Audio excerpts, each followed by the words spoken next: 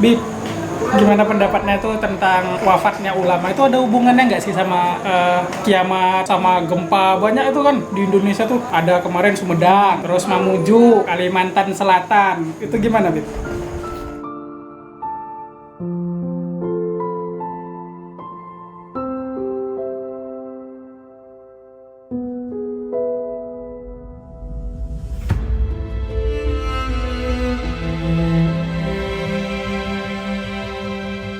Itu ya, kematian para ulama nih yang kita bahas. 2020 100 lebih ulama meninggal. Dirilisnya Nahdliyin juga 243 ulama. Januari 2020 ini sudah 20-an ulama, di antaranya Syekh Ali Jabir dan Sayyidil Walid Habib Ali bin Abdurrahman. Insyaallah ini semua orang-orang hebat, para ulama-ulama kita. Ini adalah satu fenomena yang sesuai dengan hadis Rasulullah SAW. Beliau mengatakan, innallaha la yakbidul ilma intiza'an. Allah itu tidak mencabut ilmu sekaligus. Walaki yakbidul ilma bimautil ulama. Tapi mencabut ilmu itu dengan mewafatkan para ulama. Hatta idza lam yabqa aliman, nanti kok udah tidak tersisa ulama lagi, ittakhadun nas ru'usan juhalan, maka manusia akan mengambil pemimpin-pemimpin bodoh, fa'aftau bi ghairi ilmin, berfatwa tanpa ilmu, fadallu wa adallu. Itu kata Rasulullah SAW 1400 tahun yang lalu. Berarti kalau sekarang itu bisa jadi nanti ini kan wafat ulama-ulama nih, ke depan timbul tuh pemimpin-pemimpin yang bodoh. Ya sepanjang sejarah itu terus terjadi, hanya berganti-ganti lakon aja.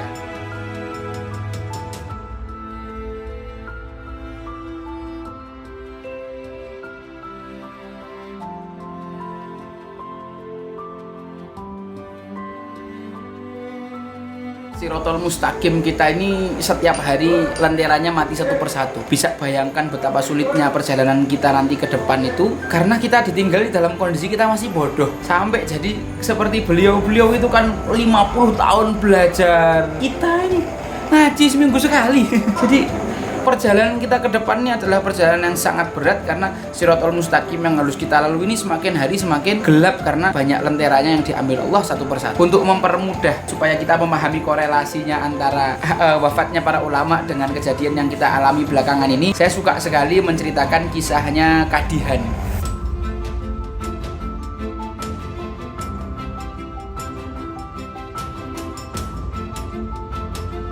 Salah seorang ustadz muda di Baghdad, zaman runtuhnya Baghdad di tangan Hulagukan. Hulagukan ini ya Abbasiyah. Hulagukan ini cucunya Genghis Khan. Genghis Khan itu berkata hanya ada satu Tuhan di langit, satu Tuhan di bumi. Nah, maka dia ingin menguasai dunia. Salah satunya yang mewarisi visinya adalah cucunya ini, Hulagukan. Dia menaklukkan Baghdad. Baghdad yang kayak gitu indahnya itu dihancurkan, perpustakaan dibakar, para ulama dibunuh, perempuan diperkosa, anak-anak dibantai sampai darah kaum muslimin itu sejengkal. Ada yang mengatakan sampai apa nih? Setinggi lutut kuda. Suatu hari si Hulagukan ini menantang orang muslim, tolong datangkan padaku orang yang paling alim, paling berpengaruh, tokoh masyarakat, saya mau debat, saya mau tanya. Tidak ada satupun yang berani maju. Sampai akhirnya ada seorang anak muda namanya Kadihan, dia datang ke barak itu bawa onta, bawa kambing, bawa ayam.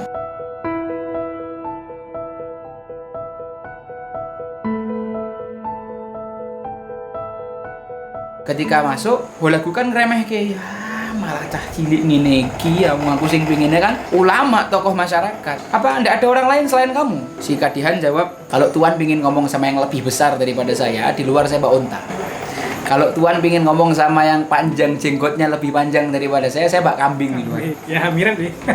Kalau Tuan pingin ngomong sama yang suaranya lebih nyaring daripada saya bawa ayam. Pilih mana? Udah sama kamu aja deh. Jadi Kadihan Hulagukan menganggap ini bukan anak muda biasa nih berarti nih. Pertanyaan pertama dari Hulagukan ke Kadihan ini, apa yang menyebabkan kami bisa masuk dan menjajah negaramu? Maka Hulagukan mengatakan, si Kadihan mengatakan, kami ini diberi sama Allah Subhanahu wa Ta'ala banyak nikmat, lalu kami tidak bersyukur. Kamu masuk ke sini karena kesalahan kami sendiri. Kami cinta dunia, kami kena penyakit wahan, ya kan? Kami mencintai dunia dan benci mati, kami jauh dari ilmu, kami tidak mendidik generasi dengan ilmu, dan seterusnya, sehingga Allah mengambil kembali nikmat yang berasal darinya dengan cara mendatangkan kamu ke sini. Lalu pertanyaan kedua, bagaimana cara supaya aku keluar dari negerimu? Ya gampang, tinggal dibalik.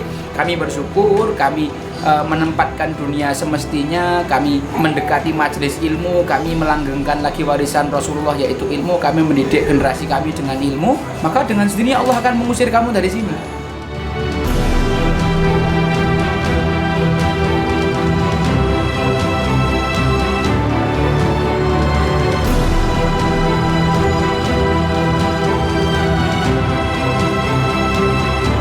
Jadi ada hubungan dengan tidak bersyukurnya orang muslim atas nikmat yang Allah berikan dan meninggalkan ilmu itu dengan keburukan-keburukan yang terjadi kepada mereka. Ini adalah azab atau balasan yang Allah berikan kepada kaum muslimin ketika mereka menjauhi ilmu. Apalagi para wali sampai disakiti. Wah, balasannya ente-entean. Allah Subhanahu wa taala mengatakan, "Man adali waliyan faqad adantuhu bil harb." Siapa yang menyakiti waliku, para ulama, maka dia telah menantang perang sama aku, kata Allah. Mengumumkan perang lawanan. Itu ada hubungannya, Bib? Atas ini kan Indonesia lagi menangis nih. Pesawat jatuh, bencana di mana-mana. Itu ada hubungannya dengan wali yang ditangkap kemarin? Ya, pastinya. Pastinya ada. Ada. Fa may ya'mal mithqala dzarratin khairan yarahu wa may ya'mal mithqala dzarratin syarran yarahu. Ya.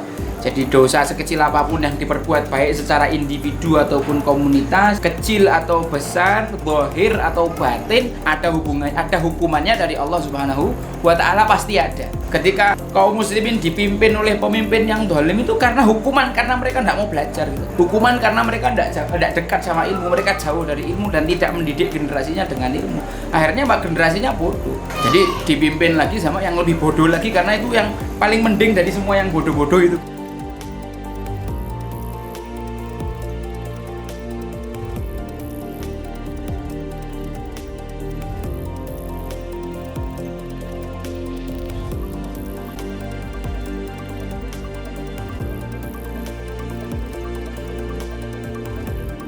Bisa jadi begitu. Wallahu a'lam bishawab.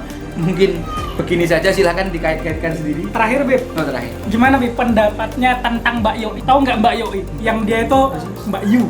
Nah, yang dia itu ngeramal nanti 2021 Indonesia akan kisruh, pesawat akan jatuh. Ada itu gimana pendapatnya? Boleh nggak sih dalam Islam itu percaya sama ramalan-ramalan Mbak Yoi? Atakahinan au arrafan fasaddaqa bihi faqad kafara bima unzila ala Muhammad. Siapa yang mendatangi dukun atau peramal atau cenayang atau yang mengatakan bahwa dia tahu hal gaib, maka dia telah kufur terhadap apa yang diajarkan, diturunkan pada Nabi Muhammad SAW. Saya tidak mengatakan secara personal, tapi saya menyampaikan hadisnya saja, bahwa siapa yang datang dan mempercayai maka dia telah berlaku kufur, walaupun masih ada kesempatan buat dia untuk tobat, atau dalam riwayat lain sholatnya tidak diterima 40 hari. Itu saya. Berarti Mbak Yoi Nggak tahu. Yes. Kalau mendatanginya sekarang itu ngepoin Instagramnya berarti termasuk mendatangi. Walah. Sampai kau ngepoi dan kau membenarkan apa yang dia sampaikan, masuk kena. Membenarkan, mempercayai walaupun kamu tidak melaksanakan. Tapi kalau hatimu condong. Ngepo cuman sekedar kepo, Bib. Ya hati-hati nanti kalau kamu kepo mau baca ternyata oh iya benar-benar juga ya. Aku bilang benar juga ya, berarti kan kamu membenarkan tuh. Gimana? Ini enggak kepo sih. Mending di blok aja sekalian. Aku enggak tahu sebenarnya. Ya gitu ya guys. Oke, syukran Mas Ali pertanyaannya. Barakallahu fiik. Oh, saksikan. Nah, itu tadi wawancara sama Ustaz Ja'far Al-Jufri. Semoga bermanfaat insyaallah. Oke, jadi yang pertama ada korelasinya bencana-bencana ini dengan wali. Yang kedua termasuk kerusakan yang ada di Indonesia ini juga ada korelasinya, Bib ya. Dan yang ketiga terakhir, jangan percaya ramalan-ramalan Mbak Yoi dan semacamnya. Assalamualaikum warahmatullahi wabarakatuh.